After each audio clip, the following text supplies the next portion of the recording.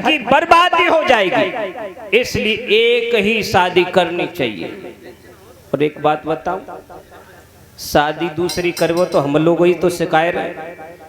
हमारे पंडित जी वृंदावन में रहते हैं, तो वृंदावन के आचार्य अगर वो पैसा ज्यादा कमाए ले तो वृद्धाश्रम खोल देते हैं, वृद्ध माताओं की सेवा करते हैं, बहुत अच्छी बात है।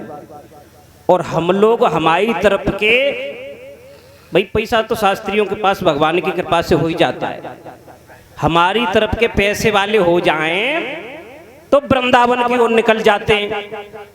और मैनपुरी साइड में कथावाचक अगर पैसे वाले हो गए तो दूसरी शादी कर लेते हैं। बोल भक्त वत्सल भगवान की। ये पक्की बात है, गलत तो नहीं।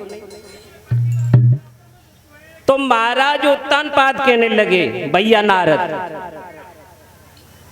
कि दूसरी शादी करना बिल्कुल व्यर्थ है, इसलिए तो मान जाओ और पछताओगे।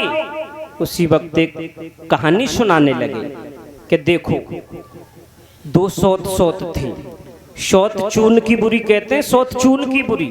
चून की बुरी सौत इसलिए कहते हैं देवी कि दो सौत थी और वो साथ साथ रहती थी। सौत किसे कहते हैं मालूम?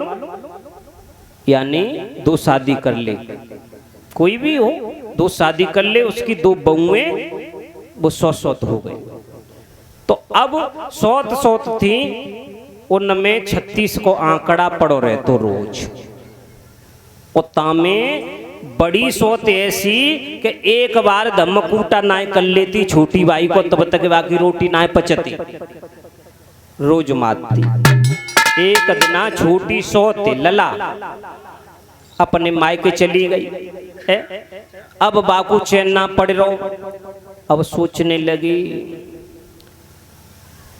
कि प्रेमपाल की बहू के ढिया जाऊं तो वो बिचाई सूती है, बंटू की बहू के ढिया जाऊं तो कम ना पड़ेगी, तो आरती ते कचू कह दे तो एक तमाचो देगी, सो नशा हिरन कर देगी।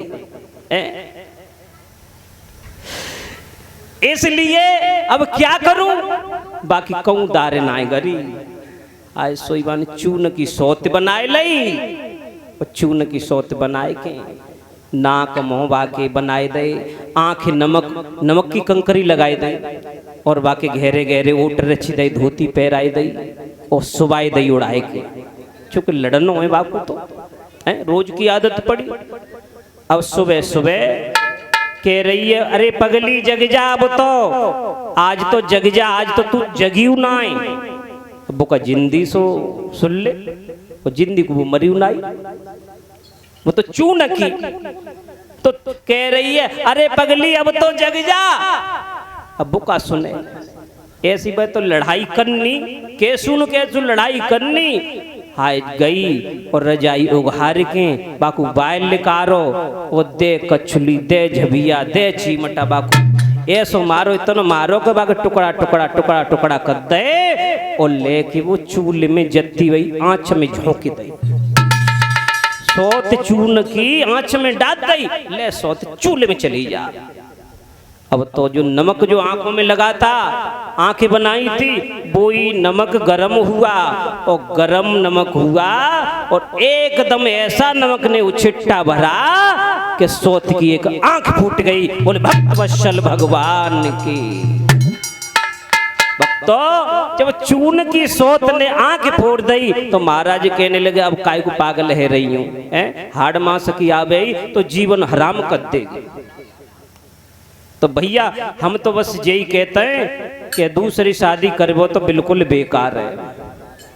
तो भैया अब हम कबू कबू हमने सोची हुई थोड़ी सी, तो जी नीले ड्राम बाव केस बहुत तब तो हमने दिमाग में दिल लिखा दी, और फिर ये सोच लेते हैं कि हमारे ब्रजेश जी ये ट्वामी बाए इतने दिनात कुआरे बने, तो दो दो शादी करे वायनु की तो बहुत बड़ी बेवकूफ़ी है। बोल भक्त वत्सल भगवान की।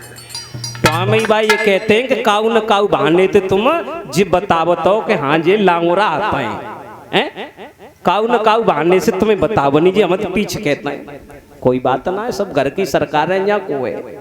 बोलिए आनंद कंद भगवान की। श्री सुखदेव जी महाराज वर्णन करते हैं, राजन परीक्षित रानी की बात पर मजबूर होकर के महाराज ने सूरज देश में जा करके वहां के राजा सूरज की कन्या सुरची से विवाह किया है और बड़ी धूमधाम से विवाह करके और डोला को लेकर के विदा करवा के सुरची को लेकर के नगर में आ गए। किस तरह से कि विवाह कर भूप जब लाए खुशी सब ने मनाई है। विवाह करे नगर में आए खुशी सब ने मनाई है। विवाह करे धूप जब आए खुशी सब ने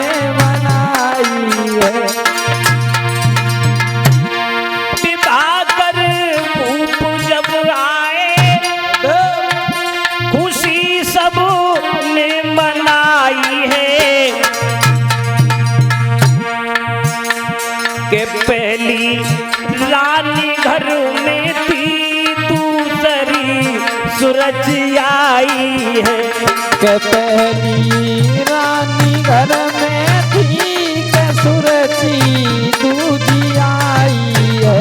के पहली रानी घर में थी, के सूरजी दूजी आई है। पहली रानी सुनीति घर में है, दूसरी सुरची आ गई। हाय हाय, सुनीति ने जैसे ही खबर सुनी है गदगद हो गई, गदगद हो गई, समझ गई अब मेरा वंश आगे बढ़ जाएगा, मेरी बहन छोटी आ गई। खबर जब सुनीति ने पाई, मगन वो खूब मन में है। मगन वो खूब मन में है, हाथ में थाल पूजा का, हाथ में थाल पूजा का तुरंत बांधी पठाई है। हाथ में थाल पूजा का तुरंत बांधी पठाई है। हाथ में थाल पूजा का तुरंत बांधी पठाई है। विवाह कर भूप जब लाए खुशी सब ने मनाई है।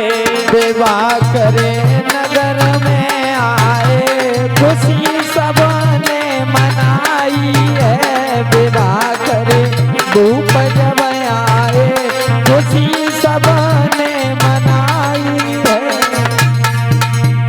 श्री सुखदेव जी महाराज वर्णन करते हैं, राजन परीक्षित जैसे ही रानी सुनीति ने सुना है कि मेरी छोटी बहन आ गई, हाय बांदी से कही, बांदी जल्दी जा और मेरी बहन को आरती उतार के स्वागत सहित लेकर के आ। हाय बांदी भागी, आरती को थाल हाथ में, एक पाँव यहाँ पर रोए, एक पाँव दूसरी जगह पर रोए। हाय झटपट झटपट पहुँच गई रथ के पास में। जब महाराज और सुरची रथ में बैठे थे, महाराज उतर गए और बांदी ने कहा, ओरी बहन चलो, तुम्हारी बहन बुला रही है, तुम्हारी बड़ी बहन बुला रही है। सुरची ने सुना कि बड़ी बहन, मेरी कौन बड़ी बहन? सुरची कहने लगी, मेरी तो कोई बहन नहीं है, मैं तो अकेली हूँ, बड़ी बहन कहाँ से आ गई? आज तो गिड़गिड़ाती हुई बांदी कहने लगी, वही तुम्हारी बहन जो महाराज के घर से पहली रानी है।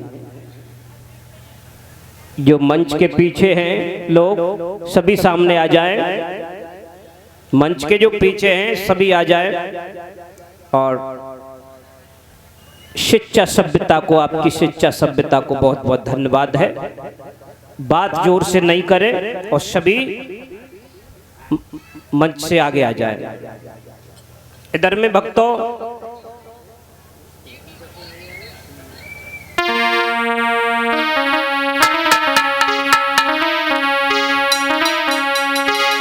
एक भजन बोलने तेरी रुनु जुनु